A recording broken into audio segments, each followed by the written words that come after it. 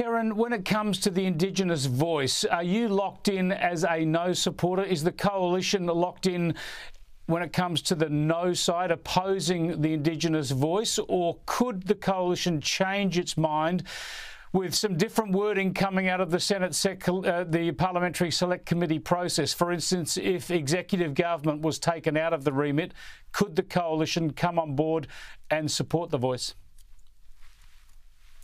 Well, Chris, there are a few questions that you've asked as part of that. So I'll tackle the first, and that is we made a decision as part of the party room that was really clear.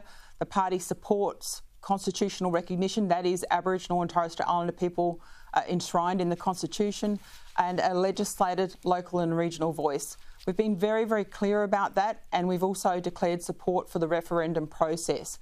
It will be Australians that decide that. I'm part of a parliamentary process right now which is looking at the effect of the words that are contained within the proposition for what it might look like in the Constitution.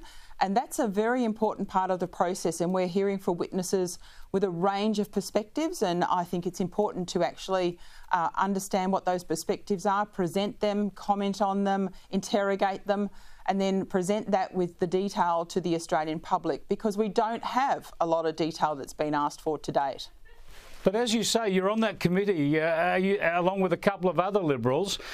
Is it not possible that you do enough work in that committee to come up with changes to the wording, proposed wording to the Constitution that would allow the coalition to support the referendum, or is that just not possible? Well, that's a decision for the party room, not for me. Certainly, as a backbencher yesterday and as a shadow minister today, that's still a decision for the party room. And it's important that this process is actually completed. And because I am part of that process, I'm sitting there listening to the witnesses who've given their time to make their representation.